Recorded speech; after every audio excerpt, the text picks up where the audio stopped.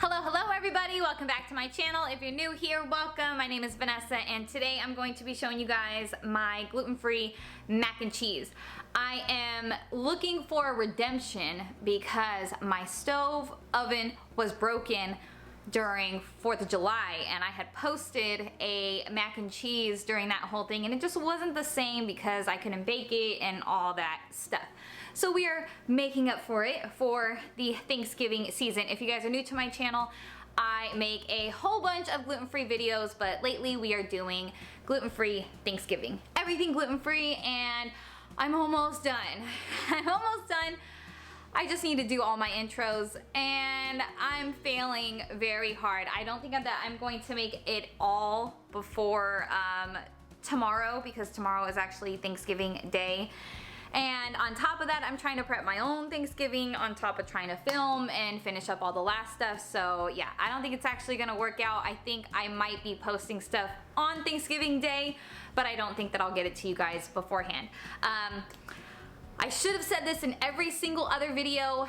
You guys can, of course, do the turkey however you want. Just know that Butterball is gluten-free. All the other ones, I'm not sure, but safe bet, Butterball. So just letting you guys know, if you guys are thinking of a turkey or trying to figure out which one to get, I always get Butterball. It says gluten-free on it, so just letting you guys know. At some point, I will post that video though, but I have a feeling it's not gonna be before Thanksgiving. And as you can tell behind me, I am prepping for my own Thanksgiving, so everything is just all over the place and I don't know how this is going to work out. But if you guys would like to see how I make my mac and cheese now that I have an oven, then go ahead and keep on watching. First, we're gonna start with the noodles just to get them out of the way. Honestly, this kind of goes by kind of quick, so I like these elbow noodles. Gluten-free, and they got little ridges in them, so they hold on to the cheese a lot better. But of course, it's all the same stuff. Just go by the package or the box. I just boil water, I salt it, and then I throw them in. I stir them occasionally. You gotta be careful though, because we need them about 50% done, because we're still gonna throw it in the oven. And gluten-free noodles cook kind of weird. The texture can be weird, so just make sure that you keep an eye on that. We want them about 50% done. And then to a pan, yes, my pan is freaking stained, and I apologize for that. Nothing's wrong with it, no bits come off, it's just stained. I do a lot of cooking. I'm gonna do a half a stick of butter, and then we're gonna add 2 tablespoons of flour, gluten-free flour. If you need recommendations on flour, I have a whole bunch of videos using different flours. I just use whatever I have on hand, so just find a gluten-free one. You could do King Arthur or Bob's Red Mill. It's completely up to you. And we're gonna wanna put this into the butter and completely cook it down. You don't want it to taste like flour, so just be a little bit careful and make sure that you cook it down because we do want it to get a little thick. Just don't do too much flour or it will taste like flour. Once you are completely done with the flour, so make sure that there's no more going in because once we're adding the half and half, that's it. We can't add any more, otherwise it's gonna taste like the flour. So I'm adding about 1 cup to 1.5 cups, but it depends on how much you're making for. So, and it also depends on the texture. I want mine kind of like on the, not wet, not, how am I explaining it? Not too thick. You'll see the texture right here. And gluten-free cooking is all about texture. For some reason, gluten-free cooking doesn't play by the rules. But we're gonna add about 1 cup to 1.5 cups of half and half. If you need to loosen it, because you'll see right here that I'll need to loosen it a little bit more because it's a little too thick. I keep adding half and half, but it's a little too thick still. So instead, I add some milk, and I kind of water it down a little bit. I get the texture that I'd like. Now the cheese is up to you.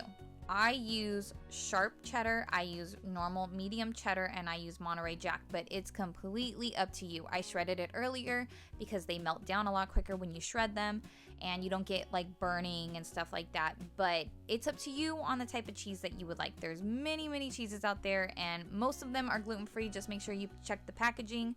I got all mine at Walmart and it'll tell you on the back if it is gluten-free. But like I said, you pick whatever one you like. You can do like Munster, you could do all kinds, just whatever you'd like.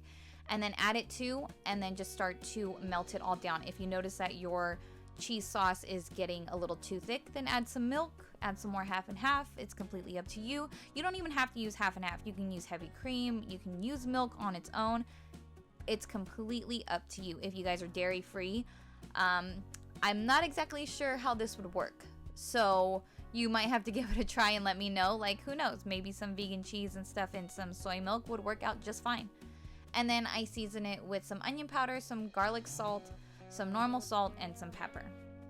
And again, I'm sorry if I'm talking so fast. I know I do in every video. All the directions, recipe, everything will be down below. So don't worry, it's all gonna be down there for you guys to see. But after we're done with the sauce and it gets to the desired texture or whatever you are looking for, then we're gonna add the noodles, remember 50%, and we're just gonna kind of mix it up. I already turned off the heat at this point because we don't wanna keep cooking the noodles. I had tested it, that's what I was doing. And I make sure you test as you go. I was testing here to make sure I like the seasonings and everything, so just make sure that you test as you go.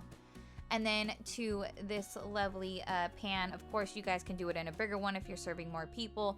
It was just me and my husband this Thanksgiving, so it's a small amount. And we're going to fill it to the top, and then this is where you either add your breadcrumbs. I just added some little extra cheese, and I will show you the breadcrumbs that I use in like a quick second here. You don't have to add the cheese, like that much cheese, if you don't want to. It's completely up to you. Feel free to just go to your own. This is the breadcrumbs I use. It doesn't have to be the Italian one. There's plain ones that you can season however you like. And then I throw it in at about 350 for maybe about 15 minutes or so, finish up the cooking process, and there it is. I didn't try to burn the cheese this time because every time I do, not burn it, but get it crispy, because then my noodles get hard on the top. I don't know. Maybe I have it too close to the light. But give it a try and let me know how you like it. And that's it for this video. I hope you guys enjoyed. If you liked it, please give me a big thumbs up and don't forget to subscribe if you guys haven't already. But if not, that's fine. You're welcome back anytime. And yeah, that's gonna be it for this video.